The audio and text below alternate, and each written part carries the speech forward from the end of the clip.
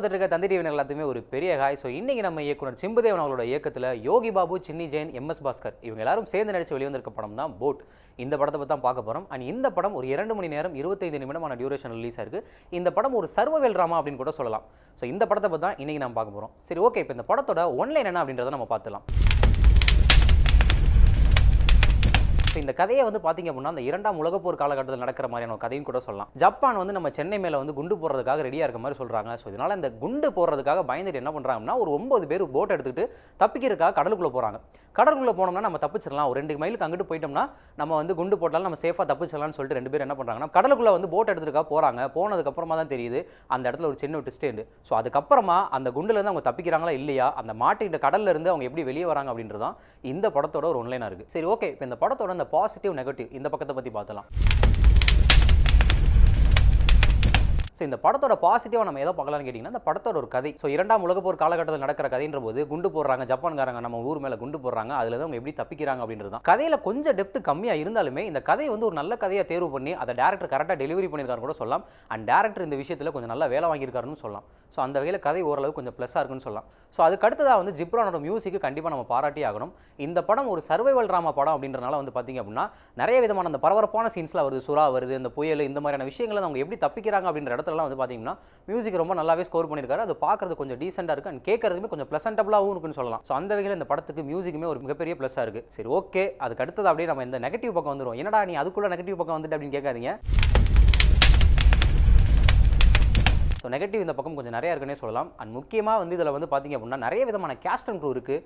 அந்த caste and crew எல்லாத்துக்குமே ஒரு ப்ராப்பரான கேரக்டர் டெப்த் இருக்கான்னு கேட்டிங்க அப்படின்னா கொஞ்சம் இல்லைன்னு தான் சொல்லி ஆகணும். தேவையில்லாத கேரக்டர்ஸ் வந்து படத்தில் கொஞ்சம் நிறைய இருக்குன்னே சொல்லலாம். ஸோ அந்த வகையில் இந்த படத்தில் நம்ம முக்கியமாக பார்க்க வேண்டிய விஷயம் என்னன்னு கேட்டிங்கன்னா கதையோட ஸ்க்ரீன் பிளே.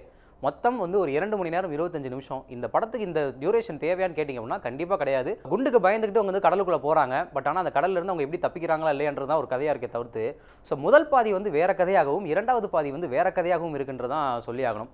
ஸோ இந்த படத்தில் வந்து நிறைய விதமான லாஜிக் மிஸ்டேக்ஸ்லாம் அங்கங்கே நிறைய இருக்குன்னு கூட சொல்லலாம். ஏன் கேட்டீங்க அப்படின்னா முன்னாடி வந்து அவங்க தம்பியை காப்பாற்றுறதுக்காக நம்ம யோகி பாபு போவார். அதுக்கப்புறம் அவங்க தம்பியை கூப்பிட்டு தப்பிக்கிறது தான் பிளானாக இருக்கும். ஆனால் வந்து பார்த்திங்க அப்படின்னா அவங்க தம்பியை வந்து தெரியாமல் விட்டுருவாங்க. அது என்னன்னு கேட்டிங்கன்னா ஒரு லாஜிக்காகவே இருக்காது பார்க்கும்போது. எப்போ தம்பியை விட்டுட்டு வந்து போவாங்க, திரும்பி பார்த்துருந்தாலே தெரிஞ்சிருக்குமே தம்பி இல்லை போட்டில் இல்லை அப்படின்றது. ஸோ இந்த மாதிரியான லாஜிக் மிஸ்டேக்ஸாக இருக்கும். சரி, ஒரு சின்ன ஒரு எலிக்கு வந்து ஒரு சீன்ஸ்லாம் வச்சுருப்பாங்க. அந்த எலிக்கு வந்து அது தேவையே படாது. ஒரு அது கதைக்கு தேவையாக இருந்துச்சு அப்படின்னா அது நல்லா இருக்குமே தாண்டி எலிக்காக ஒரு சீன் கொடுக்குறதோ அந்த எலி செத்ததுக்கு அப்புறமா வந்து மற்ற இதெல்லாம் வந்து ஃபீல் பண்ணுறதுமே கொஞ்சம் தேவையில்லாத இடத்துல வர தேவையில்லாத சீன்ஸாக தான் இருந்துச்சு. சரி, ஓகே, இவ்வளோ இது இருக்குது. படத்துலலாம் வந்து பார்த்திங்கன்னா யோகி பாபு இருக்காங்க, சின்னி ஜெயின், எம்எஸ் பாஸ்கர், இந்த சாரா இவங்களாம் இருக்காங்க. சரி, ஓகே, இந்த படத்தில் காமெடி ஏதாவது இருக்குமான்னு கேட்டிங்கன்னா காமெடியுமே கிடையாது. ஸோ யோகி பாபு அங்கங்கே வந்து பார்த்திங்க அப்படின்னா ஒரு சின்ன ஒரு ரியாக்ஷன்ஸ்லாம் கொடுக்குறாரு.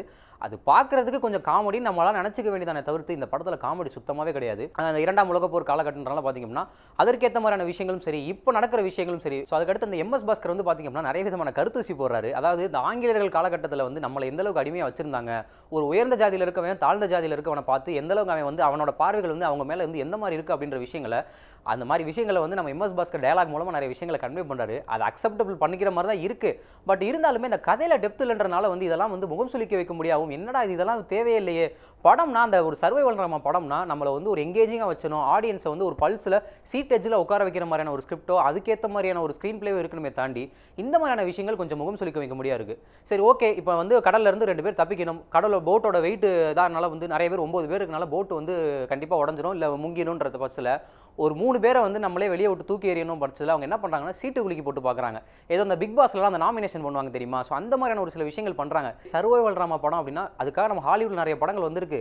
அதுக்காக அங்கே இருக்க மாதிரி தான் இங்கே இருக்கணும் அப்படின்றது அவசியம் இல்லை. பட் அதுக்கான அந்த ரைட்டிங்கும் சரியில்லை. அதுக்கான மற்ற விஷயங்களோ ஒரு சீனை நம்ம ஜஸ்டிஃபை பண்ணுறோம்ல அதை ப்ராப்பராக கன்வே பண்ணியிருக்கணும் தான் நான் சொல்கிறேன் நான். ஸோ இந்த மாதிரியான விஷயங்களை பார்த்திங்க அப்படின்னா நிறைய விதமான கோட்டையை விட்டுருக்காங்க. தேவையில்லாத சீன்ஸு அண்ட் ஒரு 9 பேர் இருப்பாங்க. அந்த 9 பேருக்குமே ஒரு பேக் ஸ்டோரிலாம் சொல்லியிருப்பாங்க. அந்த பேக் ஸ்டோரியில் அந்த படத்துக்கு தேவையில்லை. கடலுக்குள்ளே போய் மாட்டிக்கிட்டாங்க, அவங்க எப்படி தப்பிக்கிறாங்க, இதுதான் கதையே. இதை நோக்கி அவங்க போயிருந்தாலே வந்து கண்டிப்பாக இது பண்ணியிருக்கலாம். அண்ட் முக்கியமாக வந்து பார்த்திங்கன்னா லாஜிக் மிஸ்டேக்ஸ் நிறையா இருக்குன்னே சொல்லலாம். ஸோ அதில் முக்கியமாக சுறா மீன்லாம் வரும்னு வச்சுக்கோங்களேன். அந்த சுறா மீன்லேருந்து அவங்க தப்பிக்கிறக்காக என்ன பண்ணுவாங்கன்னா போட்லேருந்து உள்ளே மறைஞ்சிருவாங்க. போட் இருக்குனாலே சுறா மீனுக்கு மேலே தெரிஞ்சிடும். அதே மாதிரி வந்து சிஜி ஒர்க்ஸில் வந்து கொஞ்சம் இது பண்ணிருக்கலாமேன்னு கூட சொல்லலாம். ஏன்னா சரி பட்ஜெட் வைஸ் கன்சிடர் பண்ணி அவங்க சிஜி ஒர்க்கை இது பண்ணியிருந்தாலுமே தாண்டி ஒரு சுறா கிட்டேருந்து தப்பிக்கிறதுக்காக ரத்த வடை வந்தாலே சுறா வரும்னு சொல்லி அவங்களே டைலாக் சொல்கிறாங்க. ஆனால் அதுக்கப்புறமா பார்த்தீங்க அப்படின்னா அந்த மாதிரி ரத்தம் வரதோ சரி இல்லை போட்டுக்குள்ளே வந்து தண்ணி வரதோ இந்த மாதிரியான சின்ன சின்ன மிஸ்டேக்ஸில் வந்து அப்போ அந்த இடத்துல சுறா எங்கே போச்சு அப்படின்ற மாதிரி ஒரு கேள்வி நமக்கு எழுப்புது. ஸோ இந்த மாதிரியான லாஜிக் மிஸ்டேக்ஸ் இருக்குது இந்த படத்துக்கு வந்து தேவையே இல்லை அப்படின்ற மாதிரியான ஒரு ஃபீலை கொடுக்குது. ஸோ மொத்தத்தில் யோகி பாபு கிட்ட இருந்து நம்ம மண்டேலா இந்த மாதிரியான படங்கள் தான் நாங்கள் எதிர்பார்க்குறோமே தவிர்த்து கதை தேர்வில் யோகி பாபு இன்னமும் கொஞ்சம் கவனம் செலுத்தணும் அப்படின்றது தான் இந்த படத்தை பார்த்து நம்ம தெரிஞ்சுக்கிட்ட விஷயம். மொத்தத்தில் இந்த படம் பார்க்கலாமா வேணாமான்னு கேட்டிங்கன்னா இந்த படம் இந்த வாரத்துக்கு ஒரு பிலோ ஆவரேஜான ஒரு படமாக தான் ரிலீஸ் ஆயிருக்குன்னு சொல்லி இந்த வீடியோ நான் இதோட முடிச்சுக்கிறேன். மீண்டும் இதே மாதிரி வேறொரு படத்தில் உங்களை சந்திக்கும் வரை அதுவரை உங்களிருந்து விடைபெறுவது உங்கள் பிரசன்னா. செய்திகளை உடனுக்குடன் தெரிந்து கொள்ள உடனே சப்ஸ்கிரைப் பண்ணுங்க.